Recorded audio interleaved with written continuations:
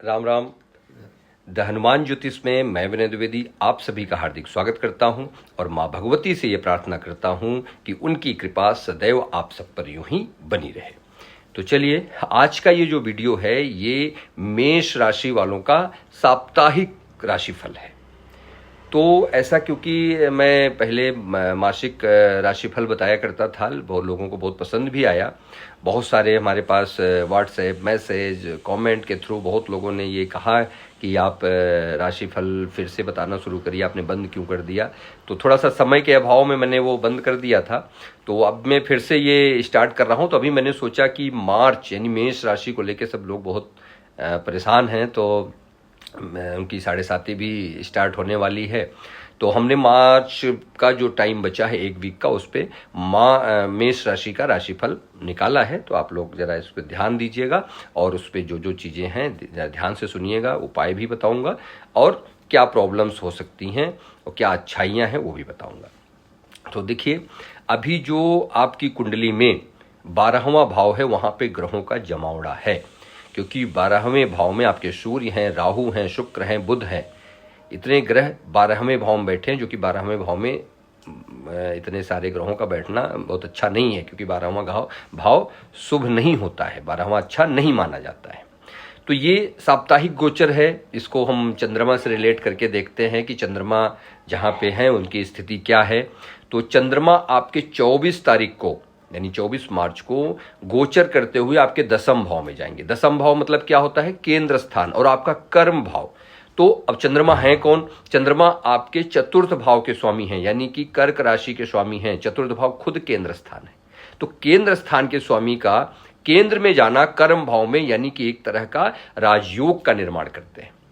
तो राजयोग का निर्माण कर रहे हैं चंद्रमा महाराज कहाँ पे? कार्य क्षेत्र में। तो आपके कार्य क्षेत्र में अच्छा करेंगे, कार्य क्षेत्र में आपके कुछ ना कुछ अच्छा करेंगे। यानी ये समझिए कि 24 तारीख से आपके लिए थोड़ा सा आपके कार्य क्षेत्र में, चाहे आपका बिजनेस हो चाहे आपका जॉब हो, उसमें अच्छा होने वाला है।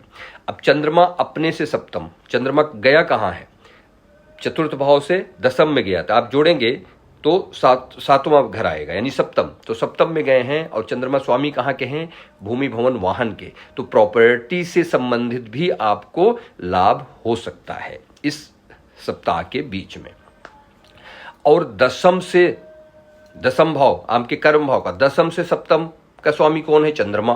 तो यानी कि 10वें से सप्तम भाव रिकग्निशन वगैरह का होता है। तो कर्म में रिकग्निशन यानी कुछ ना कुछ रिकॉग्नाइज किया जाएगा आपको। इस हफ्ते के बीच में कुछ ना कुछ जो है रिकग्निशन मिलने के भी उम्मीद बन रहे हैं। बस गड़बड़ क्या है? गड़बड़ है चंद्रमा पर पतित मंगल, यानी कि मंगल जो है अभी वक्री थे, तो पीछे चले गए थे, एक भाव पीछे चले गए। कर्क में थे अपने नीच राशि में, वहां से पीछे चले गए थे मिथुन राशि में। तभी मिथुन राशि में बैठ के अष्टम दृष्टि से चंद्रमा पर डाल रहे हैं, आपके कर्म भाव पर डाल रहे हैं। और केतु की भी दृष्टि, केतु आपके 6ठे भाव में बैठे हुए हैं, तो 6ठे भाव से केतु भी देख रहे हैं आपके कर्म स्थान को, यानी चंद्रमा को, जो कि अच्छा नहीं है। केतु का प्रभाव 10वें पर है, तो जॉब चेंज करने के योग बनते दिख रहे हैं। क्योंकि केतु क्या है ना, केतु एक जगह स्थिर नहीं रहते हैं। तो केतु जब भी 10वें से उनका संबंध बनता है तो कर्म से बनता है, तो कर्म में कुछ ना कुछ चेंज लाते हैं।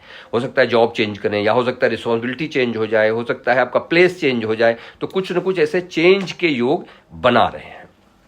अब मंगल का भी और केतु का, दोनों का कार्य क्षेत्र पे यानी कि आपके 10वें भाव पर है दृष्टि, तो थोड़ा सा टेंशन बढ़ेगा, टेंशन बहुत रहेगी।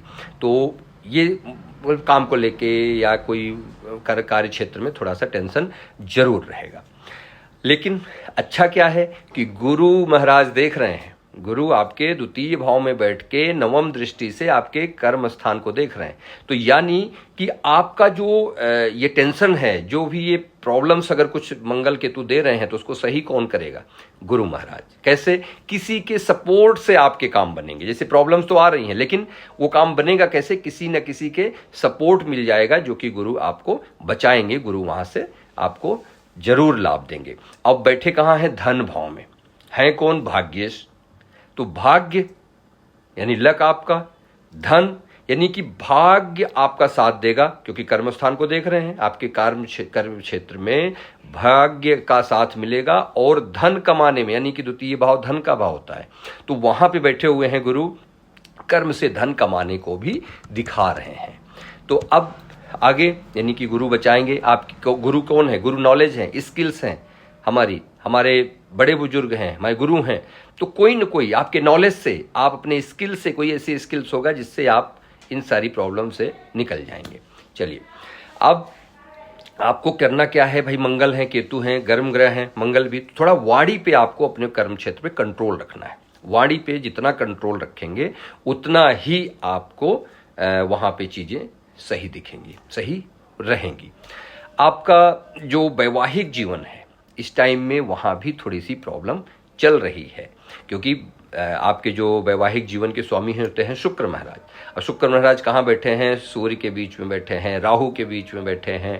तो बहुत सारे मतलब क्रूर ग्रह हैं। सूर्य राहु दोनों ही सेपरेशन के कारक हैं, ये सेपरेशन देने वाले ग्रह हैं। तो थोड़ा सा एक दूसरे को समझने में, राहु भ्रम देते हैं ना, तो थोड़ा सा एक दूसरे को समझने की जरूरत है, जो समझ नहीं पा रहे हैं। इस वजह से थोड़ी सी प्रॉब्लम आ रही है, इससे आप बचे रहिए। ये जानने का यही मतलब ही है कि आप राहु भ्रमित कर रहे हैं आपको, सूर्य हैं थोड़ा ईगो दे रहे हैं, तो थोड़ा सा एक दूसरे को समझ के चलिए तो चीजें सही रहेंगी। अब 26 तारीख को चंद्रमा अपने आगे जो है चल के एकादश भाव में चले जाएं, क्योंकि चंद्रमा 2.5 दिन रहते हैं, 2.25 दिन 2.5 दिन एक राशि में गोचर करते हैं। अब चंद्रमा 26 तारीख को एकादश भाव में चले जाएंगे, यानी कि कुंभ राशि में जाएंगे। कुंभ राशि क्या है? कुंभ राशि है सबसे अच्छी राशि मानी गई है, क्योंकि ये लाभ की राशि है, इच्छाओं पूर्ति की राशि है। यानी जो हमारी इच्छाएं होती, जो मनोतियां होती, उसको पूर्ण करने वाली राशि कौन होती है? कुंभ होती है। तो कुंभ में जाएंगे हमारे शनि महाराज, चंद्रमा। कब? 26 तारीख को। दशम और एकादश के स्वामी, दशम मतलब कर्म और एकादश मतलब लाभ, तो एक दशम और एकादश भाव के स्वामी शनि के साथ गोचर में युति बनाएंगे। तो शनि महाराज वहीं बैठे हुए हैं जो आपके कर्म भाव के स्वामी हैं और आपके लाभेश हैं, लाभ भाव के स्वामी। उनके साथ जब हमारे चतुर्थ भाव के स्वामी जाके वहां बैठेंगे तो अच्छा ही करेंगे। एक तरह का देखिए विष योग तो निर्माण करेंगे, क्योंकि शनि और चंद्रमा विष योग निर्माण करते हैं, लेकिन विष योग को अर्धनारीश्वर योग भी कहा जाता है, जो कि आपकी विशेष बहुत जल्द पूरी होती है। क्योंकि जिस काम को, जिस चीज को शनि 30 साल में पूरा करते हैं, भाई एक पूरा चक्कर घूम के 30 साल में शनि आते हैं एक राशि में। दोबारा कब आएंगे शनि? 30 साल बाद। लेकिन चंद्रमा कब आएंगे? 1 महीने में आ जाएंगे। यानी कि 30 साल बाद जो काम होना था वो 1 महीने में हो जाएगा। मतलब ऐसा कह सकते हैं कि थोड़ा सा आपकी जो विशेष हैं, जो मनोतियां हैं, वो पूर्ण होने के चांसेस हैं। और गुरु से केंद्र यानी गुरु जहां बैठे दूसरे भाव में, वहां से दशम आप अगर जोड़ेंगे तो गुरु से दशम भाव में, यानी कि केंद्र में, गुरु से केंद्र में चंद्रमा बैठ रहे हैं। और शनि भी हैं जो कर्मेश हैं आपके, और लाभेश भी हैं। और गुरु कौन है? ये है आपके भाग्येश। तो भाग्य, कर्म और लाभ और सुख, चंद्रमा सुखेश, चतुर्थ भाव। इतने लोगों का संबंध कहां पे बन रहा है? एकादश भाव में। तो होता क्या है कि ये आपकी विशेष को पूरी करेंगे, सोच में बदलाव आएगा, भाग्य का साथ मिलेगा, जो कि मिल ही रहा है। तो इस समय हाँ, बस सावधानी कहाँ रखनी, इस समय अपने बिजनेस में कोई बड़ा ऑफर अगर आपको मिलता है तो उसको उसके लालच में मत पड़े, क्योंकि मिलने के चांसेस हैं, उस पर ना पड़े, उसमें धोखा चीटिंग हो सकती है। तो थोड़ा सा ये बचाइए। अब 28 तारीख को चंद्रमा 12वें भाव में जाएंगे, यानी 12वें भाव यानी कि मीन राशि में गोचर करेंगे। तो चंद्रमा 12वें भाव में खराब माने जाते हैं, बहुत खराब, क्योंकि भाई 12वां भाव है। 12वां भाव क्या है? एंड का, जहां खर्च हो जाना, खत्म हो जाना है। तो और खास करके उनके लिए, सबके लिए नहीं है ऐसा कि चंद्रमा 12वें में गए हैं सबको पूरी प्रॉब्लम आ जाएगी, पूरा तहस नहस हो जाएगा, ऐसा नहीं है। प्रॉब्लम ज़्यादा, देखिए प्रॉब्लम तो सबको आएगी क्योंकि 12वें में चंद्रमा जा रहे हैं, लेकिन सबसे ज़्यादा प्रॉब्लम आएगी जिनके अपने खुद की कुंडली में चंद्रमा कमजोर है, नीच राशि में है या किसी ग्रह से पीड़ित हैं।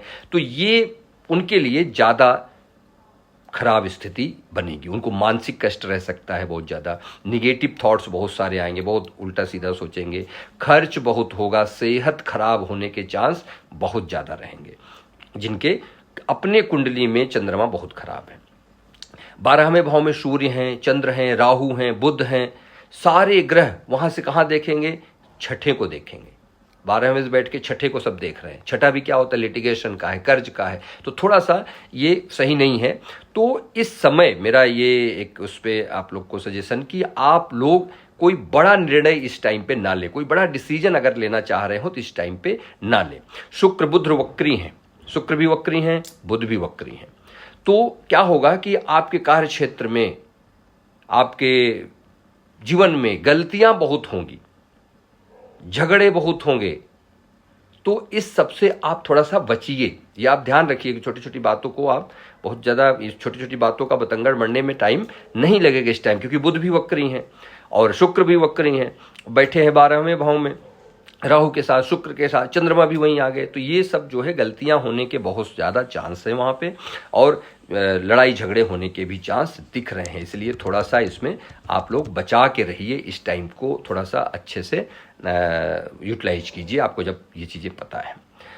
तो जैसे कि मजाक में भी इस टाइम में बताया ना, बात का बतंगड़ बनने में टाइम नहीं लगेगा, तो इस टाइम मजाक में भी अगर कोई बात आप कह देंगे तो वो भी आगे बढ़ जाएगी। तो इसलिए आप इस सब में बहुत ध्यान से, इस टाइम को बहुत ध्यान से यूज करिए, खास करके 18 तारीख के बाद सावधानी से अपने कर्म क्षेत्र पे, अपने बिजनेस में ध्यान रखिए।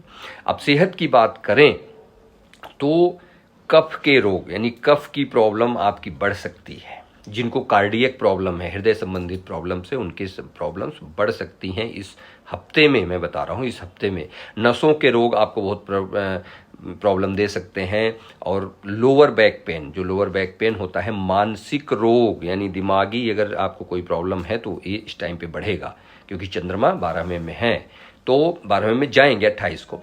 तो स्लीप डिसऑर्डर, तो ये सब चीज़ों की थोड़ी सी प्रॉब्लम आपको रह सकती है, पेट से संबंधित कुछ थोड़ी बहुत समस्या।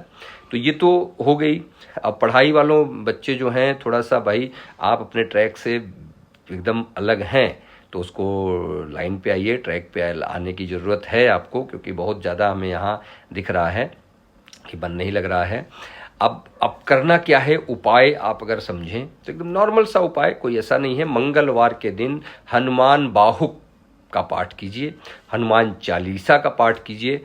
हर मंगलवार शनिवार हनुमान बाहुक, हनुमान चालीसा का पाठ करिए, हनुमान महाराज जी को गेंदे का फूल अर्पित करिए, कुछ मीठा अर्पित करिए, और सबसे जरूरी कर्म अच्छे करिए, लड़ाई झगड़ा मत करिए, जो मैंने अभी ऊपर बताया। तो ये सब अगर आप करते हैं और ये दिल से करते हैं तो आपके जीवन में जो कुछ भी इस हफ्ते में नेगेटिविटी है, जो कुछ भी प्रॉब्लम्स दिख रही हैं, वो दूर होंगी। स्टार्टिंग में तो अच्छे हैं, कोई प्रॉब्लम नहीं, लेकिन थोड़ा सा जैसे जैसे चंद्रमा 12वें भाव में जाएंगे और कुंभ राशि में विष योग बना रहे हैं, तो थोड़ी सी आपको मानसिक प्रॉब्लम्स, ये सब खर्चे बहुत बढ़ा देंगे, खर्चा बहुत बढ़ेगा 12वें में। तो ये सब चीज़ें तो दे रहे हैं, लेकिन आप बस थोड़ा सा पेशेंस रखिए, अपने वाणी पर कंट्रोल रखिए, संयम रखिए, तो ये चीज़ें आपकी निकल जाएंगी। चलिए नेक्स्ट वीडियो मैं बनाऊंगा, क्योंकि मेष राशि को लेके जो लोग भ्रमित हैं कि बहुत शनि की 7.5 चलने वाली है, शनि की 7.5 है, अब तो हमारे पास कई लोगों का फ़ोन आया कि मेरा मेष राशि है, बताइए मेरे 7.5 आने वाली है, क्या होगा मेरे साथ, ऐसा होगा। हमको कुछ नहीं होगा, 7.5 से आपको डरने की ज़रूरत नहीं है।